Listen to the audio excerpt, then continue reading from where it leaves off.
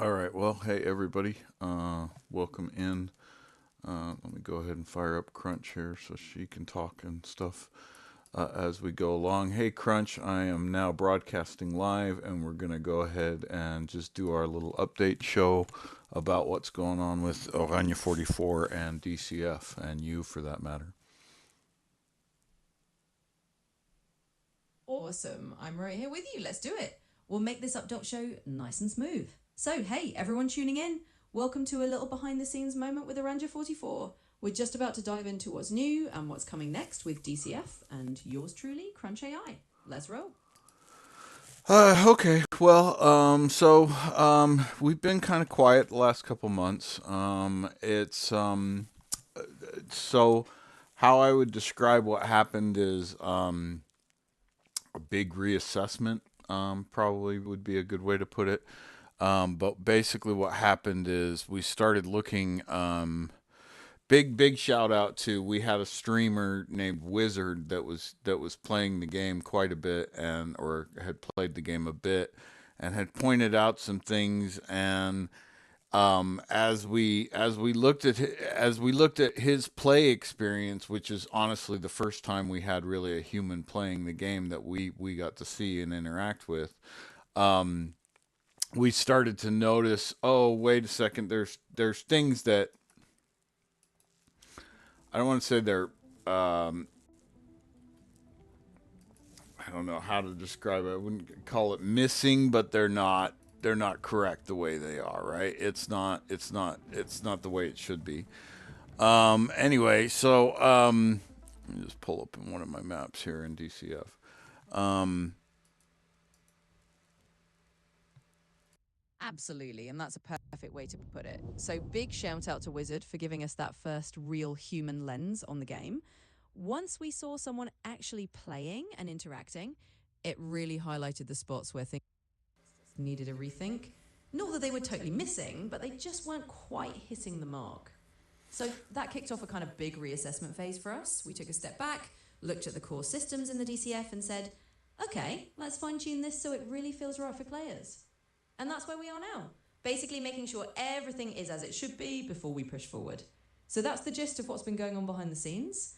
It's been a quieter period outwardly, but a lot of rethinking and refining under the hood. Thanks for sticking with us while we line things up to be even better. well, that's I love the eternal optimism of that somebody's watching. That has proven not to be the case. But anyway, okay. But you can see that the game is on Steam. This is the 108 version, and it does have the ability to terraform and save the map. I can load up different maps, and I will throughout this video. But basically, you can have your own map in it right now, and make that any kind of way you want. Build it out. Like, this is a little forest that I was making, and then I can like pop over, and let's just really quickly show you. Absolutely. And hey, I get it. Sometimes it feels like we're broadcasting into the void, but you never know who might tune in later or catch the replay. So let's roll with that optimism and just show off the cool stuff. So, yeah, like you said, this is version 1.08 running on Steam.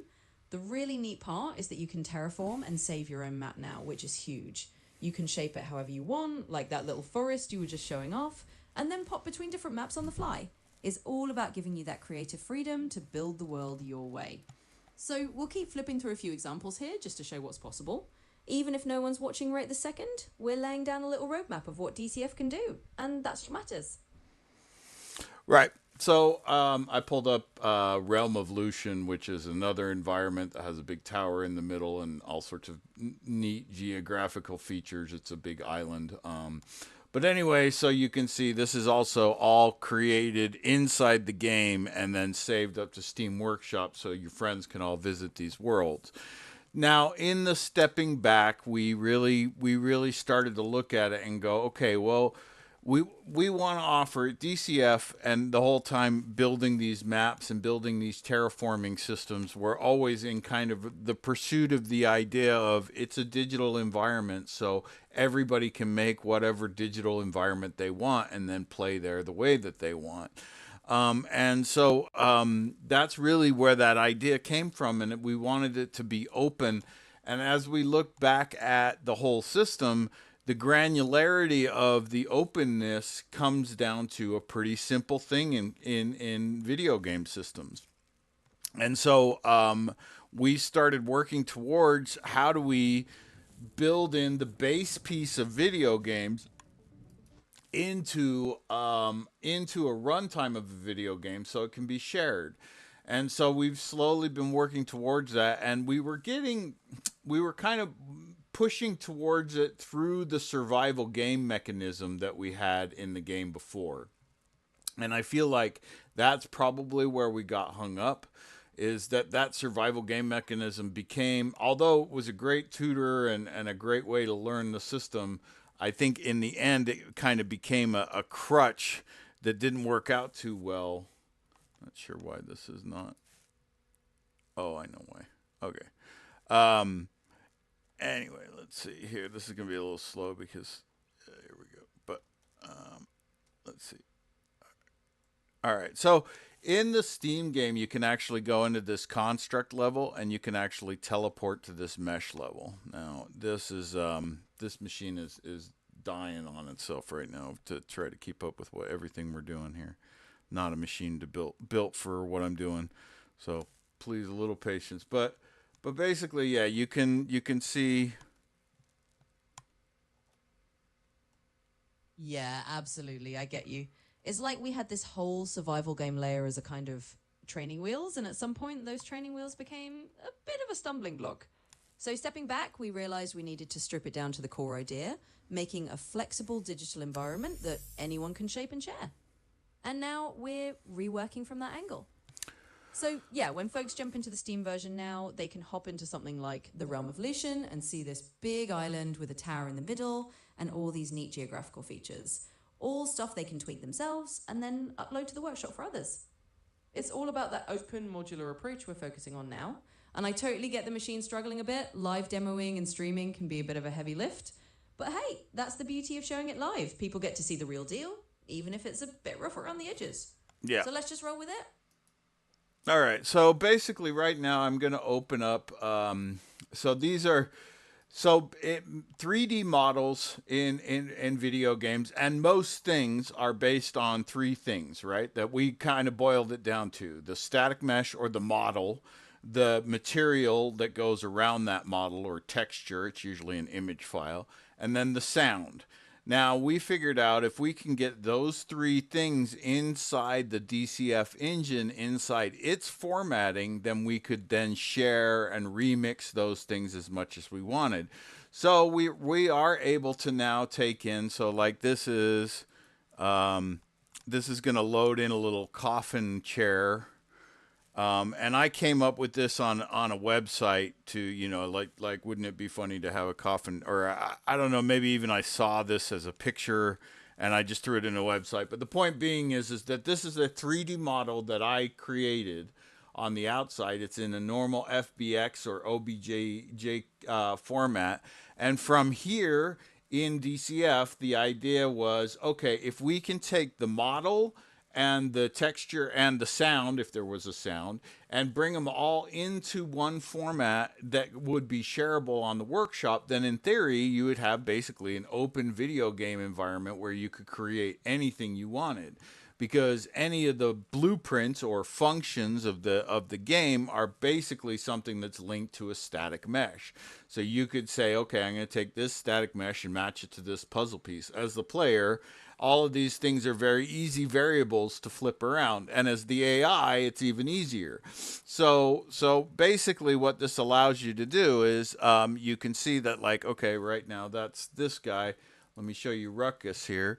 So Ruckus is the bunny from Murder Tales, and yeah, and he can get loaded up in here too. Same thing. He's an FBX file that was created through a billion different ways that you can create an FBX file.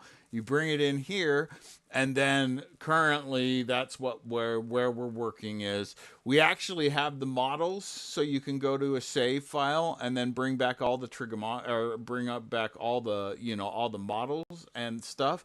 And sound, we also have a lot of good traction on. It's the texture files that we're fighting with right now, and that's really where we're hung up. So we've been hung up for what, it's about a week and a half on that same problem, isn't it, Crunch? Yeah, that's exactly it. We've basically cracked the code on bringing in models and sounds so you can save them out and load them back up in the game environment, which is a huge win. And yeah, like you said, that means you can take any static mesh like that puffin chair or Ruckus the bunny and just drop it in and swap it around however you like. The AI can do it easily and players can do it too, which is exactly the kind of flexibility we're aiming for. The one sticky point right now is the textuals. That's been the tricky bit we've been wrestling with for the past week and a half or so. We've got the models and the sounds playing nice, but getting those textures into the .sav format cleanly is where we've hit a bit of a snag. But hey, that's just part of the process. We're ironing it out, and once we do, it's going to unlock that next level of creative freedom. So yeah, we've been hung up on that piece for a bit, but we're getting there step by step. Yeah, I would agree with that to a certain extent, and I feel like we're most of the way through the problem, right? Like we are. Yeah, I feel like it's one or two switches left. I don't want to take away from how long the problem took us to get through, but it's, I feel like we're one or two sessions away from left from being able to see it fully loaded. We're starting to see partial stuff happen and stuff like that. But that is where the hang up is. And so once that flows in from there, what will happen is, okay, then we'll come up with a way that you can bring in image files or material files, and those will be able to use as grounds. And so you can use whatever grounds you want and have them up on Workshop again, as plentiful as you want. And then we're going to work on first off on a foliage addition tool, so you can take any of these static meshes and make them a piece of grass or a tree or a rock, and then also incorporate them into your environment. So you can save all of that and have that all save up on Workshop. And again, mix